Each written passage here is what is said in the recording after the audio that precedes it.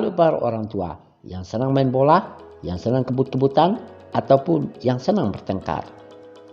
Udah, jangan bertengkar terus dong. Nanti video saya ini tidak jadi-jadi. Wahai para orang tua, apakah Anda pernah patah tulang pada waktu menjadi anak-anak? Saya agak lupa, Mas. Masa kecil saya kurang bahagia. Jadi jarang lari-larian.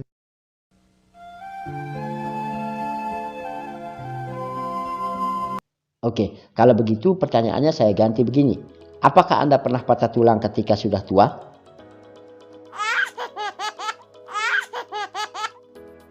Kalau Anda diam, saya anggap Anda menjawab ya. Oke? Sudahlah gitu. Anak kecil memang tidak bisa diam. Kalau diam, berarti sedang tidur.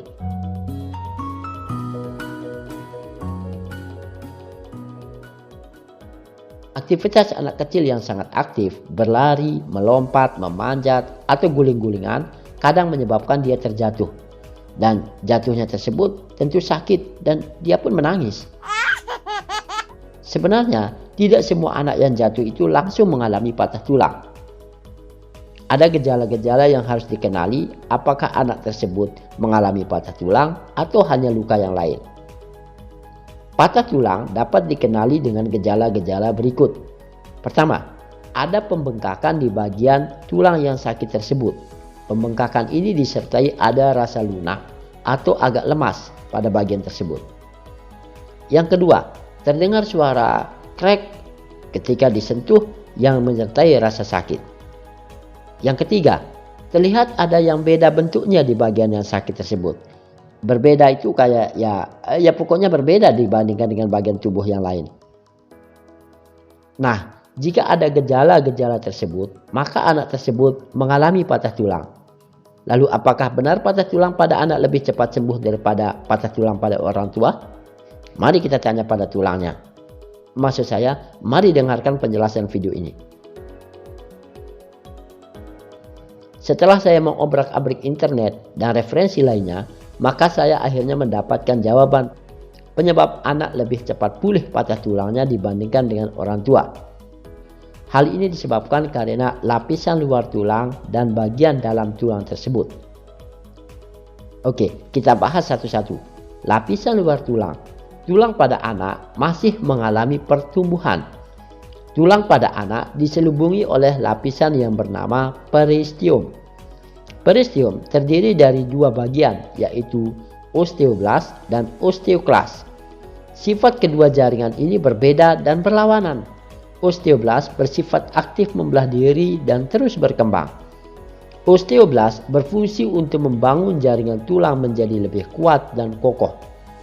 Sehingga wajarlah anak kecil harus banyak minum susu agar dapat mensuplai kalsium pada tulang sebagai mineral jaringan utama tulang ini. Sedangkan osteoklas sebaliknya menyerap mineral dari tulang kemudian digunakan untuk membangun kestabilan sistem tubuh. Seiring bertambahnya usia, osteoblast terus berkurang dan digantikan oleh osteoblast. Karena orang dewasa, terlebih orang tua, membutuhkan kestabilan sistem tubuh yang lebih banyak daripada anak kecil. Sehingga kepadatan tulang pun menjadi semakin berkurang. Makanya banyak minum susu juga Anda wahai para orang dewasa. Kan kasihan tuh mineral tulangnya diserap sama osteoklas terus. Selanjutnya, bagian dalam tulang pada anak mengandung banyak kolagen. Apa itu kolagen? Kolagen merupakan bagian pada tulang rawan, tulang, ataupun jaringan tubuh lainnya pada manusia. Kolagen ini fungsinya membangun kekuatan dan kelenturan pada tulang ataupun pada kulit. Pantesan aja tuh cewek-cewek banyak menggunakan kolagen biar kulitnya lentur kayak manusia karet. Nah, begitu juga pada tulang. Jadi jika Anda pegang tangan anak kecil atau bayi, biasanya kan lebih lunak tuh. Sehingga dapat diartikan bahwa tulang pada anak kecil seperti bayi masih banyak tersusun dari tulang rawan atau masih banyak kolagennya. Selain itu, kolagen juga berfungsi sebagai lem atau perekat pada tulang. Tapi Anda jangan pernah berpikir untuk menambah kolagen harus mengkonsumsi lem. Kolagen pada tulang rawan merupakan kolagen tipe 2, yaitu kolagen yang berbentuk dan bersifat agak longgar. Sehingga ketika adik bayi jatuh, dia merasa seperti tulangnya agak empuk karena memang tersusun dari kolagen tipe 2 ini. Anda kalau tidak percaya, tanya aja sama anak-anak lagi nongkrong tuh.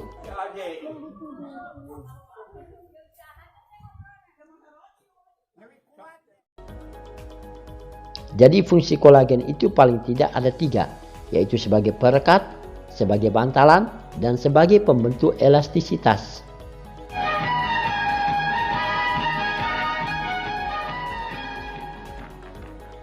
Nah, pada orang tua, produksi kolagennya sudah mulai berkurang.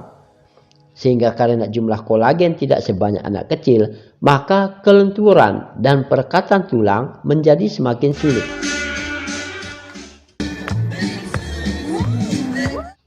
Dengan kata lain, jika orang tua tulangnya patah atau retak, maka proses perekatannya agak lama.